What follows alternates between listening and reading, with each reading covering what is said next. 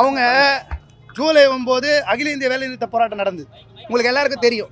அதில் என்ன சொன்னாங்கன்னா, திராவிட முன்னேற்ற கழகத்தினுடைய தொழிற்சங்கம் எல்பிஎஃப் அவங்க என்ன கோரிக்கை வச்சாங்கன்னா, பொதுத்துறை நிறுவனங்களை தனியாருக்கு தாரை வார்க்கக்கூடாது.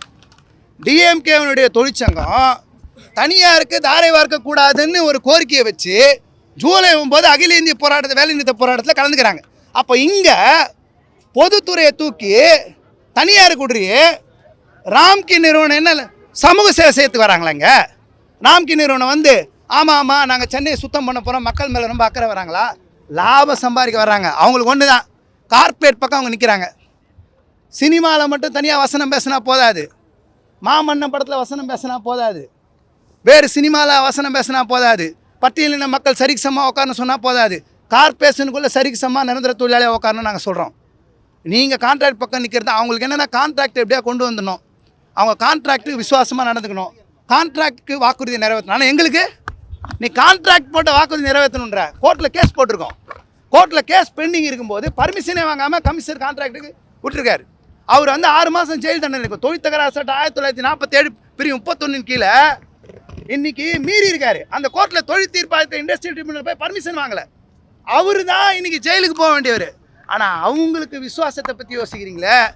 இந்த ஜனங்களுக்கு தேர்தல் வாக்குறுதி 153, 285, 19/1/2021 கடிதம் எல்லார் கையிலையும் இருக்குது, எல்லார் கையிலையும் போயிருக்கு.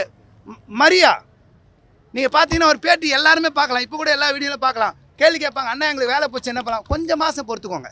நீங்களாம் கான்ட்ராக்ட் இருந்தாலும் உங்களை வெளியே அனுப்பிச்சிட்டாங்க. எண்ணெயெல்லாம் தொழிலாளி நான் சொல்கிறேன், இந்த தொழிலாளி சொல்கிறேன், நாங்கள் ஆட்சிக்கு வந்தவொடனே உங்களெல்லாம் பர்மனன்ட் பண்ணிடுறோம். முதலமைச்சர் அவர்கள் மரியா என்ற பெண் தூய்மை பணியாளருக்கு பேசுனது நீங்கள் எப்போ வேணால் போய் பார்க்கலாம். நான் சொல்கிறது அவர் வாயாலே சொன்னது, கடிதம் கூட சொல்லலை. அப்போ அவங்க வாக்குறுதி உங்களுக்கு முக்கியம், ராம்கி கான்ட்ராக்ட் வாக்குறுதி முக்கியம். இந்த ஏழை ஜனங்க, ஒடுக்கப்பட்ட மக்கள், அடித்தட்டு மக்கள் கொடுத்த வாக்குறுதி உங்களுக்கு முக்கியம் இல்லையா?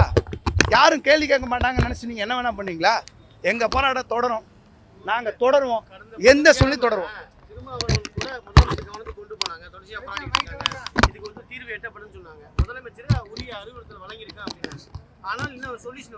சார் யார் முதலமைச்சர் அவர் எடுத்துகிட்டு போய் சொன்னார், பழைய நிலைமையிலே தொடரணும். விசிகேனுடைய தலைவர் மரியாதைக்குரிய தொல் திருமாவளவன் எம்பி அவர்கள், அவர் முதலமைச்சர் நேரடியாக போய் பார்த்து இவர்களை 31/7/2025 நிலைமையிலே பணியில் தொடரணும்னு கேட்டார்.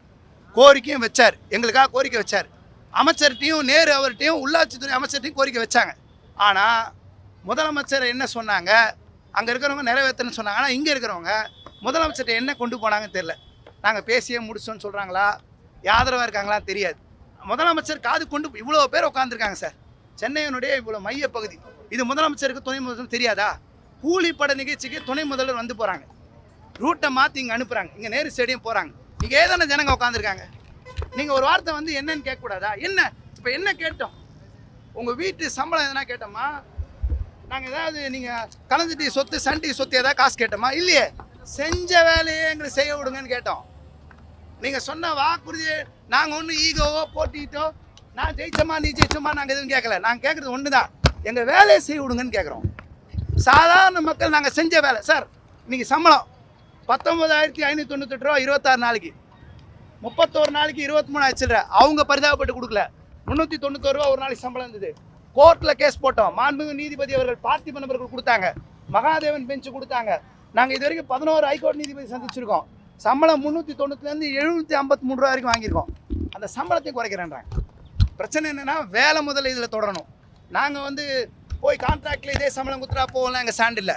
எங்களுக்கு சென்னை மாநகராட்சி வேலை தான் தொடரணுன்றது தான் எங்களோட மையமான கோரிக்கை.